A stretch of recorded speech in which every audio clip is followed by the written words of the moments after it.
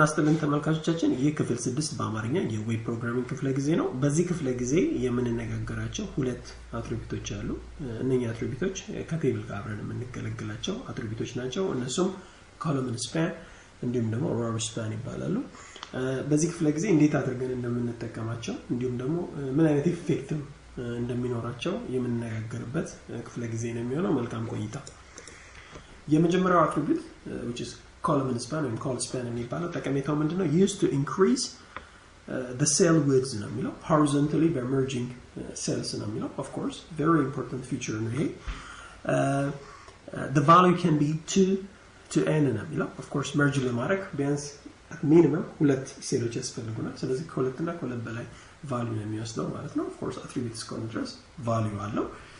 እንዲሁም applied for all cell of the table except the last cell ነው which is very important okay በጣም important የሆነ concept ነው ማለት ነው። ስለዚህ merge ለማድረግ ግዴታ ከፊት ለፊት ምን ያስፈልጋል? ሴሎች መኖር አለባቸው። column span ለማድረግ I have to have what other cells ማለት ነው in front of a particular cell whether it is a data cell or a column cell ቢሆን ከፊት ለፊት ምን ያስፈልጋል? ሴሎች መኖር አለባቸው ማለት ነው። okay so በዛ አይነት መንገድ ነው apply የምናደርገው። ለምሳሌ ይሄ የመጀመሪያው column cell ላይ ነው apply ያደረኩት ማለት ነው። okay I may have more than one column cells ሊኖሩኝ ይችላሉ። so more than one እንዲሁም ደግሞ data cell ሊኖሩኝ ይችላል በአንድ ቴብል ላይ of course። ስለዚህ apply ለማድረግ ግን there must be cells መኖር አለባቸው ማለት ነው። okay ቀጥሎ ያለው attribute row span ምንድነው ነው? ጠቀሜታው ምን ማድረግ ነው? Used to increase the cell height vertically by merging cell ነው የሚለው of course vertically ነው ደግሞ ያኛው horizontally ነው ይሄው vertically height ነው የሚጨምረው value can be 2 to n ነው የሚለው applied for all cell of a table except the last cell of course still merging effect ስለሆነ በኮለምንም ስፓን በሮውም ስፓን ላይ apply የምናደርገው ግዴታ ምን መኖር አለባቸው? next to the current cell whether it is a column or a data cell there must be what one additional or more than one additional cells መኖር አለባቸው ማለት ነው። at minimum one cell መኖር አለበት። ስለዚህ ታች እንደምታዩት በዚህ አይነት መንገድ ነው row span ብዬ ማድረገው so መኖር አለባቸው። okay so ቀጣይም እንደዚሁ apply ልታደርጉት የምትፈልጉት ሌላ heading ላይም ካለ row span በተመሳሳይ መንገድ ነው apply የምናደርገው ማለት ነው። so ለኮለምንም ለዳታ ሴልም apply ላደርገው ይችላል። ግን minimum requirement ምንድነው የሚሆነው? ካለውበት current cell whether it is a data or a column cell ቀጥሎ አንድ ሴል at minimum መኖር አለበት merge ለማድረግ ማለት ነው። okay በቀጣይ እስቲ ይሄን ቴብል እንዴት አድርገን እንደምንሰራ እናያለን practical session ላይ ማለት ነው። እንደምታዩት ለምሳሌ ይሄን ሴል ካየነው የሶስት ሴሎች merge ነው ማለት ነው። okay እዚህኛው ላይ ከመጣን ነው የአራት ሴል merging effect ነው ያለው ማለት ነው። so እዚህ ጋር ደግሞ ስንመጣ ሁለት የኮለምን span የተደረጉ ሴሎች ኢፌክት ነው የሚሆነው ማለት ነውና ሶ እንዴት አድርገን ይሄንን ነገር እንደምንሰራ ፕራክቲካል በሆነ ሴሽን ላይ እናያለን ማለት ነው። ኦሬዲ እኔ ሰርቼ ያዘጋጀሁት ፋይል አለ እሱን ከፍተን እናያለን። በመጀመሪያ ስትራክቸሩን በፋየርፎክስ እናየውና ምን እንደሚመስል ከዛ እንዴት አፕላይ እንደምናደርጋቸው ሁለቱን አትሪቢዩቶችን እንነጋገራለን ማለት ነው። ሶ የመጀመሪያውን ሁለቱን ቴብሎች ካያችኋቸው እዚህ ጋር አንድ አይነት ኢፌክት ነው ያላቸው። ሶ እስቲ በመጀመሪያ ላይ እንዴት ኮለመን ስፓንን አፕላይ እንዴት እንደምናደርግ እንይ። this is the call span morning session ነው እንዴት ሁለት ሴሎችን merge እንደማድረግ እዚህ ላይ እናያለን ማለት ነው። okay so ከታችም እንደዚሁ afternoon ላይ እንደዚሁ ምን እናደርጋለን? call span ሁለት ብዬ ነው apply ማድረገው ማለት ነው። so this is the effect. so addition to that maybe more interesting ለማድረግ center እንበለኝ ነው course እዚህ ጋር መጣና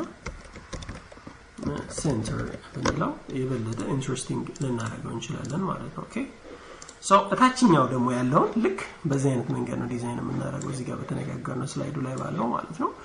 so let's just apply these things ሁለተኛው ቴብል ላይ ደግሞ ስንመጣ ምንድነው የምናደርገው? ኢንዲቪጁዋል የሆኑትን ሮዎች አሁን እዚህ ጋር ሞርኒንግ የሚልኩትን ወደ አንድ ሮ ከዳታዎቹ ጋር አብሬ ያደርገዋለሁ ማለት ነው። okay so ምንድነው የሚያደርገው?